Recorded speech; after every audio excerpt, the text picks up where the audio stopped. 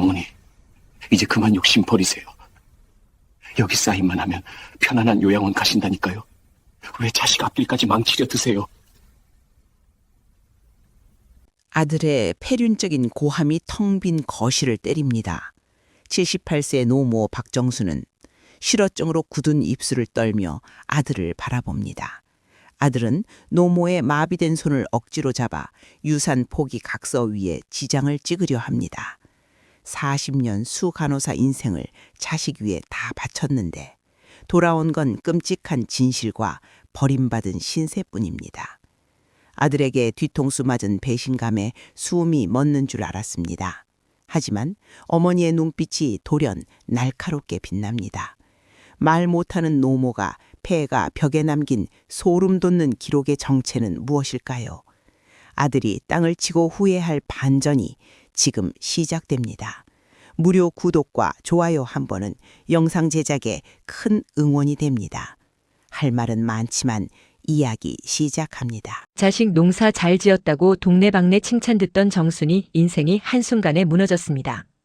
평생 대학병원 수간호사로 환자들 차트만 들여다보며 살던 그 똑똑하던 정순이 말입니다. 남편 일찍 보내고 금쪽 같은 외아들 민석이 하나만 보고 살았습니다. 그 애가 중소기업 대표라고 어깨 펴고 다닐 때 정순이는 세상을 다 가진 줄 알았습니다. 그런데 그 민석이가 아니 그 인간이 감히 제 어미를 버리려 들었습니다. 뇌졸중으로 쓰러져 입 한 번 뻥긋 못하는 정순이 앞에서 아들은 악마 같은 미소를 지었습니다. 어머니, 이제 그만 욕심 버리세요. 여기 사인만 하면 편안한 요양원 가신다니까요. 왜 자식 앞길까지 망치려 드세요? 그 무서운 목소리가 텅 빈 집안에 울려 퍼졌습니다. 정순이는 손가락 하나 까딱하기 힘든 몸으로 아들의 얼굴을 쳐다봤습니다.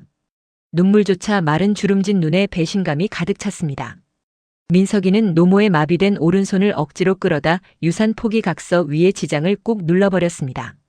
재산 몰수도 모자라 이젠 짐짝 취급하며 요양원으로 끌고 가려 합니다.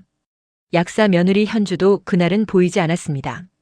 민석이가 어머니 최고급 실버타운에 모셨다고 감쪽같이 가스라이팅을 해놨기 때문입니다. 현주는 제 남편 말만 믿고 시어머니가 편히 계시는 줄로만 알았습니다. 하지만 정순이가 실려간 곳은 실버타운이 아니라 강원도 산골의 낡고 허름한 폐가였습니다. 민석이는 빚더미에 앉아 이성을 잃었습니다. 사채업자들에게 쫓기다 보니 어머니 사망보험금까지 탐이 났던 겁니다. 차가운 차 뒷좌석에 정순이를 싣고 산길을 달리는 내내 아들은 낄낄대며 누군가와 통화했습니다. 이제 다 됐어. 노인네 금방 갈 거야. 비자금 통장만 찾으면 우린 끝이야. 정순이는 그 말을 하나도 빠짐없이 들었습니다. 실어증으로 말은 못해도 정신은 간호사 시절처럼 또렷했습니다. 억울해서 못 죽는다는 말이 가슴을 쳤습니다. 폐가에 짐짝처럼 던져진 정순이는 차디찬 바닥에서 아들의 차 뒷모습을 보며 피눈물을 흘렸습니다. 주변엔 아무도 없었습니다. 낡은 지붕 사이로 찬바람만 쌩쌩 들어왔습니다. 아들은 일주일치 빵과 물 몇 병만 던져두고 떠나버렸습니다. 고독사 징조가 눈앞에 아른거렸습니다. 하지만 정순이는 이대로 죽을 수 없었습니다. 40년 동안 차트를 적던 그 정교한 왼손이 바르르 떨렸습니다. 민석아, 내가 틀렸다. 이 애미는 여기서 죽지 않는다. 마음속으로 수백 번 외쳤습니다. 정순이는 주변에 굴러다니던 검은 숫덩이 하나를 집어들었습니다. 그리고 낡은 벽면에 무언가를 적기 시작했습니다.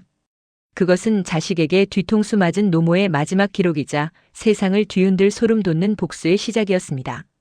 정순이가 버려진 그 강원도 폐가는 사람 온기 끊긴 지 수십 년은 된 듯한 흉가였습니다. 아들 민석이가 아니 그 몹쓸 인간이 제 어미를 헌신짝처럼 던져놓고 간 그날 밤 정순이는 영화의 추위 속에서 죽음의 공포를 느꼈습니다. 몸은 굳어 말 한마디 안 나오는데 정신만은 칼날처럼 번뜩였습니다. 40년을 환자 생명 지키던 수간호사 정순이가 이대로 길거리 나앉아 비참한 말로를 맞이할 수는 없었습니다. 정순아, 정신 차려야 한다. 여기서 무너지면 그 폐륜적인 아들놈 뜻대로 되는 거다. 정순이는 입 밖으로 나오지 않는 말을 가슴으로 수만 번 되뇌었습니다. 바닥을 기어 겨우 아들이 던져놓고 간 생수 한 모금을 마셨습니다. 그리고는 마비되지 않은 왼손을 더듬거려 주변을 살폈습니다. 손끝에 잡힌 건 아궁이 근처에 굴러다니던 새카만 숫덩이 하나였습니다. 정순이는 그 숫덩이를 쥐고 낡은 달력 뒷면에 무언가를 적기 시작했습니다. 처음엔 떨리는 손으로 아들의 이름을 적었습니다.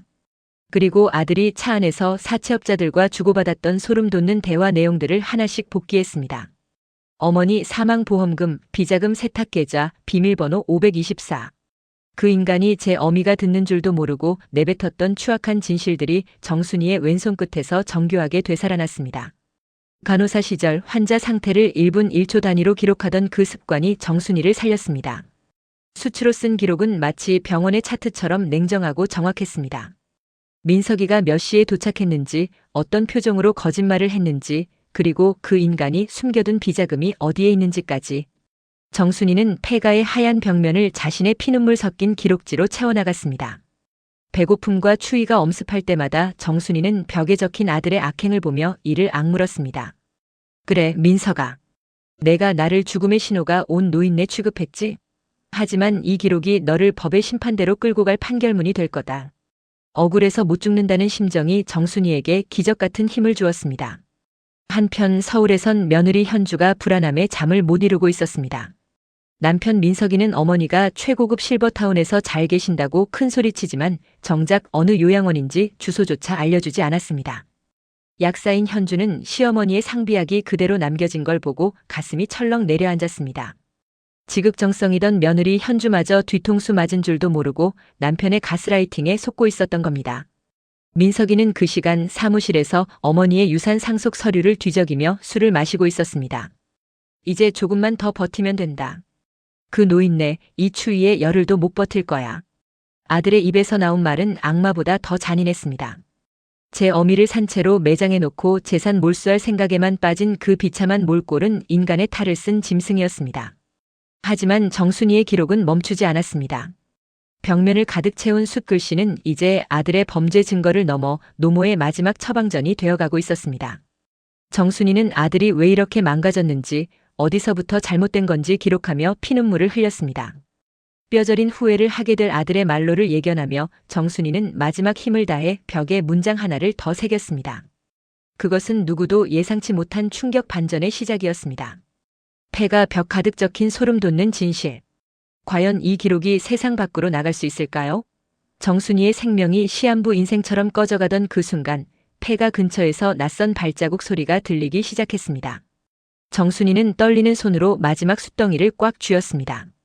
정순이가 숫덩이를 쥐고 온 벽을 차트로 채워가던 그 시각, 서울에 있는 약사 며느리 현주인은 도저히 잠을 이룰 수가 없었습니다. 벌써 3주째였습니다. 남편 민석이는 어머니가 워낙 위중하셔서 외부인 면회가 절대 안 되는 최고급 요양원에 계신다고 딱 잘라 말했지만 현주이의 머릿속엔 자꾸만 이상한 생각들이 맴돌았습니다. 무엇보다 정순이가 평소 생명처럼 여기던 상비약 봉투가 그대로 집에 남아있는 게 화근이었습니다. 우리 어머니 이 약 없으면 하루도 못 버티시는 분인데. 현주인은 약사답게 상황이 심상치 않음을 직감했습니다. 게다가 민석이는 요즘 부쩍 돈 얘기만 나오면 예민하게 굴었고 밤마다 서재에서 누군가와 은밀하게 통화하며 비밀번호가 안 맞는다느니 어머니가 입을 열어야 한다느니 하는 소름 돋는 소리를 중얼거렸습니다. 그 민석이라는 인간, 아니 제 남편이라는 사람이 무서워지기 시작한 현주인은 결국 몰래 남편의 타블렛 박스와 내비게이션 기록을 뒤졌습니다. 그리고 거기서 발견한 목적지는 강원도 화천군 오오리 산골. 요양원이 있을 리 없는 깊은 산속이었습니다. 현주인은 손발이 덜덜 떨렸지만 당장 차를 몰아 그곳으로 향했습니다. 같은 시각 폐가 주변에는 정순이가 들었던 그 낯선 발자국 소리의 주인공이 서성이고 있었습니다. 바로 시사 프로그램 PD인 승우였습니다. 승우는 최근 이 일대에서 도시 괴담이라 불리는 버려진 집들을 촬영하며 돌아다니던 중이었습니다. 이런 험지에 사람이 살 리가 없는데. 승우는 폐가 마당에 흩어진 아기자기한 빵 봉투와 생수병을 보고 의아해하며 카메라를 켰습니다. 승우가 조심스럽게 삐걱거리는 문을 열고 들어선 순간 그는 경악을 금치 못했습니다. 쾌쾌한 먼지 냄새 사이로 보이는 하얀 벽면이 온통 시커먼 글씨와 숫자로 가득 차 있었기 때문입니다. 그것은 단순한 낙서가 아니었습니다. BP 16090, HR 88. 전문적인 의료 약어들이 날짜별로 정교하게 기록되어 있었습니다. 그리고 그 벽 아래 뼈만 남은 몰골로 숫덩이를 쥔 채 쓰러져 있는 정순이를 발견했습니다. 승우는 숨이 멎는 줄 알았습니다. 할머니, 정신 차리세요. 승우의 외침에 정순이가 간신히 눈을 떴습니다. 정순이는 말 대신 떨리는 손으로 벽면의 한 지점을 가리켰습니다. 거기엔 아들 민석이가 저지른 횡령 계좌와 비자금 은닉 장소가 간호사 차트 형식으로 낱낱이 적혀 있었습니다. 승우는 직감했습니다. 이것은 단순한 노인 유기 사건이 아니라 한 인간의 존엄을 건 처절한 사투이자 기록이라는 것을요. 그는 즉시 이 상황을 자신의 유튜브 채널과 방송국에 실시간으로 송출하기 시작했습니다. 여러분, 지금 제가 있는 곳은 강원도의 한 폐가입니다. 여기서 믿을 수 없는 기록을 발견했습니다. 방송이 시작되자마자 시청자들은 폭발적인 반응을 보였습니다. 65세 이상 어르신들은 세상에 저런 폐륜적인 자식이 어디 있느냐, 내 일 같아서 피눈물이 난다며 댓글창을 가득 채웠습니다. 정순이가 수치로 써내려간 복수의 차트가 세상에 대공개되는 순간이었습니다. 마침 폐가 입구에 도착한 며느리 현주인은 멀리서 비치는 카메라 조명과 방송 소리에 심장이 내려앉았습니다. 현주인은 미친 듯이 폐가 안으로 뛰어들어갔습니다. 그리고 벽 가득 적힌 시어머니의 피눈물 섞인 기록과 쓰러진 정순이를 보고는 그 자리에 주저앉아 통곡했습니다. 어머니, 제가 잘못했어요. 제가 그 인간 말을 믿는 게 아니었는데. 하지만 정순이는 현주이의 손을 따뜻하게 잡았습니다. 그리고 다시 한번 벽의 마지막 문장을 가리켰습니다. 거기엔 아직 아들 민석이조차 풀지 못한 비밀번호의 힌트가 적혀 있었습니다. 아들이 그토록 탐내던 비자금, 하지만 그 돈의 진짜 용도는 따로 있었습니다. 폐가 벽에 적힌 이 소름 돋는 반전은 이제 막 전국으로 퍼져나가고 있었습니다. 폐가 안은 순식간에 아수라장이 되었습니다. 며느리 현주인은 쓰러진 시어머니를 붙잡고 오열했고 승우 PD는 떨리는 손으로 카메라를 고정했습니다. 그 시각 승우의 채널을 통해 흘러나온 실시간 영상은 그야말로 대한민국을 뒤집어 놓았습니다. 평일 오후 집에서 휴식을 취하던 수많은 시청자가 스마트폰과 TV 화면 앞으로 모여들었습니다. 특히 정순이 또래의 어르신들은 화면 속 폐가의 처참한 모습에 가슴을 치며 분노했습니다. 세상에, 저게 사람 자식이 할 짓인가요? 천벌받을 인간 같으니라고. 댓글창은 순식간에 폐륜 아들 민석이를 비난하는 목소리로 도배되었습니다. 정순이가 숫덩이로 써내려간 기록들이 화면에 크게 잡힐 때마다 시청자들은 숨이 멎는 듯한 충격을 받았습니다. 그 기록은 단순한 넋두리가 아니라 아들이 제 애미를 어떻게 속이고 재산을 가로챘는지 날짜와 시간까지 적힌 완벽한 범죄 일지였기 때문입니다. 승우 PD는 침착하게 벽면을 훑으며 설명했습니다. 여러분 보십시오. 여기 적힌 숫자들은 아들 강민석 씨가 가로챈 비자금 계좌번호와 그가 사채업자들과 모의한 횡령 금액입니다. 뇌졸중으로 말씀은 못하셨지만 수간호사 출신인 이 할머님은 정신을 바짝 차리고 이 모든 악행을 기록해 두셨습니다. 그 순간 시청자 수십만 명이 동시 접속하며 서버가 마비될 지경에 이르렀습니다. 이 소식은 곧바로 공중포털과 지상파 뉴스 단독 보도로 이어졌습니다. 산골 폐가에 버려진 노모의 마지막 기록이라는 자막이 전국에 깔렸습니다. 국민들은 경악했습니다. 요양원에 모셨다던 아들의 새빨간 거짓말이 천하에 드러나는 순간이었습니다. 등 처먹는 자식은 봤어도 제 어미를 사지로 몰아넣고 그 곁에서 돈잔치를 벌이려 했던 그 악마 같은 본색에 온 나라가 피말리는 분노에 휩싸였습니다. 한편 서울의 한 고급 식당에서 투자자들과 웃으며 술을 마시던 민석이는 식당 대형 화면에 나오는 뉴스를 보고 숟가락을 떨어뜨렸습니다. 화면 속에는 며칠 전 자신이 버리고 온 그 지옥 같은 폐가가 나오고 있었습니다. 그리고 결정적으로 자신이 그토록 찾아 헤매던 비자금 장부의 위치를 가리키는 정순이의 숫글씨가 전 국민 앞에 대공개되고 있었습니다. 민석이는 사색이 되어 식당을 뛰쳐나왔습니다. 아니야, 저럴 리가 없어. 그 노인네가 어떻게. 입술을 파들파들 떨며 차에 올라탄 민석이는 당장 강원도로 차를 몰았습니다. 그 인간은 참회하기 위해서가 아니라 자신의 범죄 증거를 없애기 위해 폐가로 향한 것입니다. 하지만 민석이가 모르는 사실이 있었습니다. 이미 분노한 시청자들이 제보를 쏟아냈고 경찰 수사팀이 광속으로 폐가를 향해 출동하고 있었다는 점입니다. 폐가에 도착한 현주인은 정순이를 품에 안고 속삭였습니다. 어머니, 조금만 참으세요. 이제 다 끝났어요. 저 인간 제가 절대로 가만 안 둘게요. 정순이는 기력이 다해 눈을 감으면서도 현주이의 손을 꽉 쥐었습니다. 그리고는 마지막 남은 힘을 다해 벽 하단에 가려진 부분을 발끝으로 툭 쳤습니다. 거기엔 아직 아무도 보지 못한 오직 아들 민석이만이 알아볼 수 있는 결정적인 마지막 한 문장이 숨겨져 있었습니다. 전 국민이 지켜보는 가운데 아들 민석이의 차가 폐가 마당으로 미친 듯이 미끄러져 들어왔습니다. 차에서 내린 아들의 눈은 광기로 번득였습니다. 다 비켜. 내 집이야. 내 엄마라고. 소리를 지르며 안으로 들이닥친 민석이는 벽을 보자마자 거품을 물고 자리에 주저앉았습니다. 자신이 그토록 숨기고 싶었던 추악한 진실이 어머니의 고귀한 기록 앞에 무참히 발가벗겨져 있었기 때문입니다. 이제 도망칠 곳은 아무 데도 없었습니다.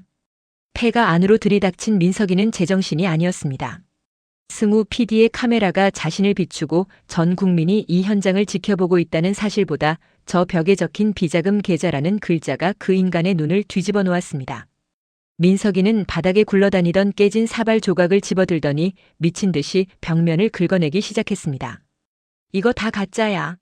치매 노인네가 헛소리 쓴 거라고. 그 인간의 비명 섞인 발악에 현주인은 몸서리를 쳤습니다. 민석이는 수치로 적힌 숫자들을 지우려 손톱이 빠져라 벽을 긁었습니다. 하지만 정순이가 피눈물로 눌러쓴 기록은 쉽게 지워지지 않았습니다. 오히려 긁어낼수록 그 밑에 숨겨져 있던 더 선명한 진실이 드러날 뿐이었습니다. 승우 PD는 그 처참한 광경을 하나도 놓치지 않고 생중계했습니다. 시청자들은 자기 죄를 덮으려고 저 난리를 치다니 정말 악마가 따로 없다. 손톱이 다 나갈 텐데 무섭지도 않나 보다며 경악을 금치 못했습니다. 그때였습니다. 벽면 중단쯤을 미친 듯이 긁어내던 민석이의 손이 멈췄습니다. 거기에는 아들이 그토록 찾아 헤매던 마지막 비상금 통장의 존재와 함께 정순이가 간호사 시절 익힌 특수 기호로 적어둔 문장이 나타났습니다. 민석아, 내가 지운 이 숫자는 내가 살 길이 아니라 내가 감옥 갈 증거다. 정순이는 이미 아들이 이곳으로 달려와 증거를 인멸하려 할 것까지 예상하고 있었던 겁니다. 민석이는 그 문장을 보자마자 뒤통수 맞은 듯 멍해졌습니다. 엄마 제발. 나한테 왜 이래? 나 엄마 아들이잖아. 방금 전까지 고함을 치던 그 인간이 이번에는 무릎을 꿇고 빌기 시작했습니다. 하지만 그 사과에는 진심이라곤 눈곱만큼도 없었습니다. 오직 재산 몰수를 피하고 싶어하는 빈털터리의 비겁한 생존 본능뿐이었습니다. 현주인은 그런 남편을 보며 차갑게 내뱉었습니다. 당신은 이미 아들이 아니야. 사람이 아니라고. 그 순간 멀리서 경찰차의 사이렌 소리가 산골의 정막을 깨고 들려왔습니다. 민석이는 숨이 멎는 줄 알았습니다. 아니야, 이대로 잡힐 순 없어. 그 인간은 정신 나간 사람처럼 폐가 뒷문으로 도망치려 했습니다. 하지만 이미 폐가 주변은 방송을 보고 달려온 인근 주민들과 경찰들로 포위되어 있었습니다. 폐륜적인 자식의 비참한 말로가 눈앞에 다가온 것이지요. 정순이는 희미해져가는 의식 속에서도 아들의 그 꼴을 지켜봤습니다. 억울해서 못 죽는다는 그 일념 하나로 버텨온 3주였습니다. 정순이는 현주의의 부축을 받으며 마지막 힘을 내어 벽 하단을 가리켰습니다. 거기에는 아직 민석이가 보지 못한 이 모든 지옥 같은 상황을 끝낼 진짜 열쇠가 숨겨져 있었습니다. 그것은 아들이 평생을 바쳐도 갚지 못할 노모의 마지막 유산이자 처방전이었습니다. 경찰들이 안으로 들이닥쳐 민석이의 손에 수갑을 채우는 순간 폐가 아는 정적에 휩싸였습니다. 민석이는 고개를 떨군 채 내가 왜 그랬을까 하며 뼈저린 후회를 내뱉었지만 이미 늦었습니다. 65세 이상 시청자들은 이 장면을 보며 통쾌한 사이다를 느꼈습니다. 그래, 자식이라고 다 자식이냐, 죄지었으면 벌 받아야지. 전국에서 격려와 분노의 목소리가 동시에 터져나왔습니다. 정순이는 이제야 마음이 놓이는 듯 깊은 숨을 내쉬었습니다. 수치로 범벅된 그 거친 손이 현주이의 따뜻한 손 위로 겹쳐졌습니다. 이제 남은 것은 아들이 땅을 치고 후회하게 될 마지막 반전뿐이었습니다. 폐가 벽면에 적힌 수많은 기록 중 가장 낮은 곳에 적힌 그 짧은 한 줄. 그것이 공개되는 순간 민석이는 인간으로서 마지막 남은 자존심마저 무너져 내리게 될 운명이었습니다. 경찰들에게 양팔이 붙들린 채 질질 끌려나가던 민석이는 마지막 발악이라도 하듯 고개를 뒤로 꺾어 벽면을 쳐다봤습니다. 그 인간은 끝까지 저 벽 뒤에 숨겨진 돈 가방이라도 있을까봐 눈을 희번덕거렸지요. 하지만 정순이가 마지막으로 가리킨 벽 하단, 낡은 장판에 가려져 있던 그곳에는 돈 뭉치 대신 수치로 꾹꾹 눌러 쓴 정갈한 한 문장이 적혀 있었습니다. 민석아, 내가 그토록 찾던 비상금 통장 비밀번호는 내 생일이다. 빚 갚고 새 사람 되거라. 민석이는 그 문장을 보자마자 뒤통수를 한마로 얻어맞은 듯 멍해졌습니다. 네. 내 생일? 그 인간은 입술을 파르르 떨며 중얼거렸습니다. 정순이가 40년 수간호사 생활하며 한 푼 두 푼 모은 전 재산은 아들이 사업 망해 사채업자들에게 쫓길 때 쓰라고 이미 준비해둔 것이었습니다. 정순이는 아들이 제 애미를 버릴 것을 알면서도 아니 그 패륜적인 짓을 저지를 걸 예감하면서도 끝까지 자식놈 살 길을 열어두었던 겁니다. 그 순간 민석이는 짐승 같은 울음소리를 내며 바닥에 주저앉았습니다. 수갑이 채워진 두 손으로 자기 머리를 쥐어뜯으며 땅을 치고 후회하기 시작했습니다. 엄마, 내가 죽일 놈이야. 내가 악마였어. 그 비참한 말로를 지켜보던 마을 사람들과 경찰들도 숙연해졌습니다. 제 어미를 죽음의 신호가 온 노인네 취급하며 폐가에 버린 아들이 정작 그 어미가 남긴 무조건적인 사랑 앞에 완전히 무너져 내린 것이지요. 승우 PD는 이 모든 장면을 카메라에 담으며 나직하게 의조렸습니다. 여러분 보십시오. 이것이 우리가 잊고 살았던 어머니라는 존재의 마지막 기록입니다. 시청자들은 화면을 보며 같이 통곡했습니다. 자식은 부모 뒤통수를 쳐도 부모는 자식 발등을 감싸준다더니 정말 피눈물 나는 실화다라며 수만 개의 댓글이 달렸습니다. 특히 65세 이상 어르신들은 자식 키운 세월이 생각나서인지 스마트폰 화면이 젖도록 눈물을 흘리셨습니다. 민석이는 경찰차 뒷좌석에 실려가면서도 창문에 머리를 박으며 오열했습니다. 하지만 이미 죗값을 치러야 할 시간은 다가왔고 그 인간이 저지른 횡령과 유기죄는 정순이가 남긴 벽면 차트에 의해 완벽하게 입증되었습니다. 억울해서 못 죽는던 정순이의 의지가 결국 아들을 살리는 처방전이자 죄를 씻게 하는 매가 된 셈입니다. 현주인은 쓰러진 시어머니의 손을 꼭 잡고 귀에 대고 속삭였습니다. 어머니, 민석이 저 사람. 이제야 자기 죄를 깨달았나 봐요. 조금만 더 기운 내세요. 저랑 같이 집으로 가셔야죠. 정순이는 감긴 눈꺼풀 사이로 눈물 한 방울을 툭 떨어뜨렸습니다. 그것은 아들에 대한 원망이 씻겨 내려가는 마지막 정화의 눈물이었습니다. 이제 산골 폐가에는 차가운 바람 대신 따뜻한 햇살이 들기 시작했습니다. 정순이는 구급차에 실려 병원으로 향했고 그 뒤로 아들의 처절한 통곡 소리가 산울림처럼 번져나갔습니다. 인생 망치는 길로만 치닫던 아들을 멈춰 세운 건 수만 장의 지폐가 아니라 벽면에 적힌 노모의 짧은 진심 한 줄이었습니다. 뒤늦게 밝혀진 이 소름 돋는 반전은 이제 한 가족의 비극을 넘어 대한민국 모든 자식에게 던지는 무거운 경고가 되었습니다. 민석이가 경찰차에 실려가고 정순이가 병원으로 옮겨진 지 한 달이 지났습니다. 하지만 세상을 뒤흔든 이 사건은 끝이 아니었습니다. 오히려 법정에서 더 끔찍한 진실들이 하나둘씩 수면 위로 떠올랐습니다. 그 패륜적인 인간 민석이는 구치소에 갇혀서도 정신을 못 차리고 어머니가 치매라서 쓴 가짜 기록이라며 끝까지 오리발을 내밀었습니다. 명줄 재촉하는 짓인 줄도 모르고 말입니다. 하지만 정순이가 수치로 남긴 그 기록은 의학적으로나 법적으로나 빈틈이 하나도 없었습니다. 수간호사 출신의 그 철저함이 빛을 발한 겁니다. 민석이가 비자금을 세탁했던 가짜 법인 이름 그리고 사채업자들과 주고받은 은밀한 문자 내용까지 정순이는 벽면에 코드로 다 적어놨었거든요. 검찰 수사 결과 그 기록은 99% 사실로 밝혀졌고 민석이는 더 이상 도망갈 구멍이 없었습니다. 법정의 증인으로 선 며느리 현주인은 피눈물을 흘리며 증언했습니다. 남편이라는 저 인간 제 시어머니를 산속에 던져두고 온 날 밤에 집에 와서 고기를 구워 먹었습니다. 사람이 어떻게 그럴 수 있습니까? 현주이의 고백에 방청석에 앉아있던 노인 시청자들은 천벌받을 놈, 금수만도 못한 놈, 이라며 소리를 지르기도 했습니다. 65세 이상 어르신들에게 이 사건은 남의 일이 아니라 내 자식에게도 일어날 수 있는 고독사의 공포 그 자체였으니까요. 그런데 재판 과정에서 더 소름 돋는 반전이 하나 더 드러났습니다. 민석이가 그토록 집착했던 그 비자금 통장의 정체였습니다. 사실 그 통장은 정순이가 민석이 몰래 준비한 속죄의 통장이었습니다. 알고 보니 민석이가 예전에 저질렀던 음주운전 사고 합의금을 정순이가 대신 갚아주기 위해 노후 자금을 다 털어모아둔 것이었죠. 민석이는 제 애미가 자기 인생 망치는 줄만 알고 원망하며 폐가에 버렸는데 정작 그 애미는 자식놈 감옥 갈까봐 자기 수술비까지 아껴가며 그 돈을 모으고 있었던 겁니다. 재판장이 이 사실을 조목조목 읊어주자 민석이는 거품 물고 경악하며 바닥에 쓰러졌습니다. 아니야. 그럴 리 없어. 엄마는 나만 미워했잖아. 민석이는 자기가 믿고 싶었던 가짜 진실에 가도 어머니의 깊은 사랑을 보지 못했던 겁니다.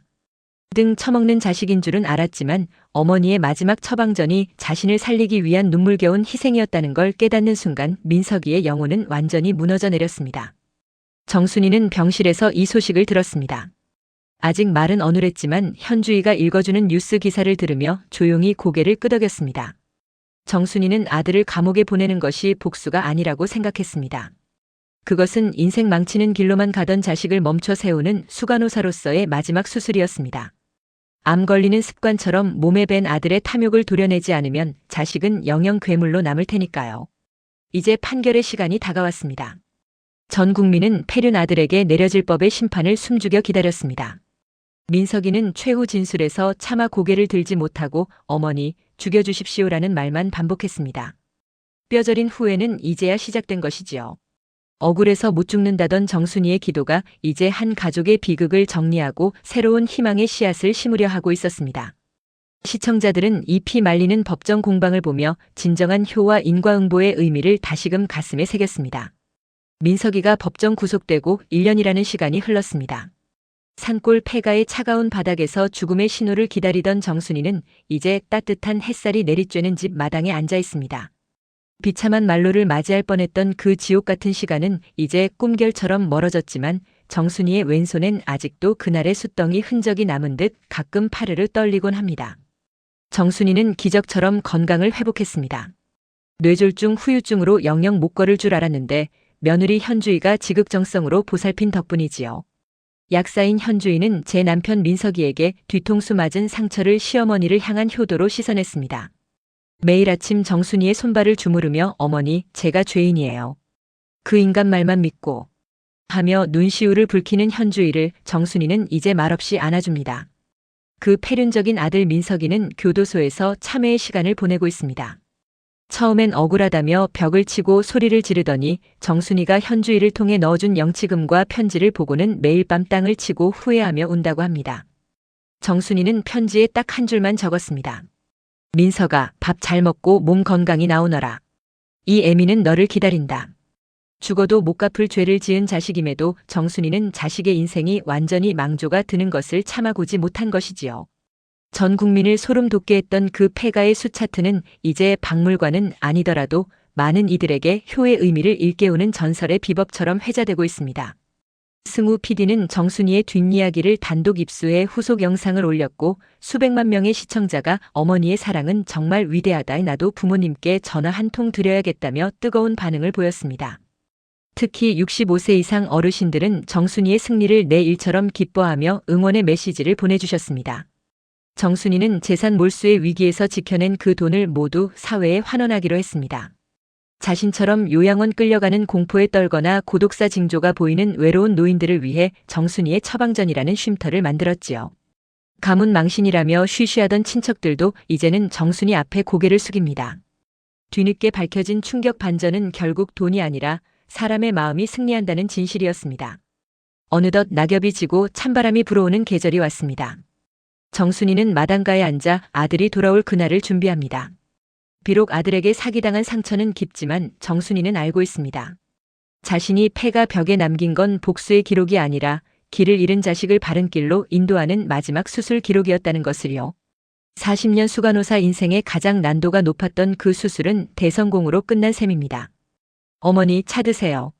현주이가 따뜻한 찻잔을 내밉니다. 정순이는 이제 환하게 웃으며 그 잔을 받습니다.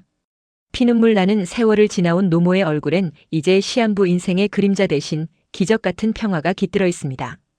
귀로 듣는 이 오디오북 같은 이야기는 여기서 끝이 나지만 정순이가 우리에게 남긴 마지막 처방전은 지금도 우리 가슴 속에서 소름 돋는 감동으로 살아 숨쉬고 있습니다. 부모를 버린 자식은 법이 심판하지만 자식을 버리지 못하는 부모는 사랑으로 세상을 구합니다. 정순이의 이 실제 상황 같은 이야기가 여러분의 가슴에 따뜻한 위로가 되었기를 바랍니다. 자식에게 짐이 될까봐 두려워 마세요.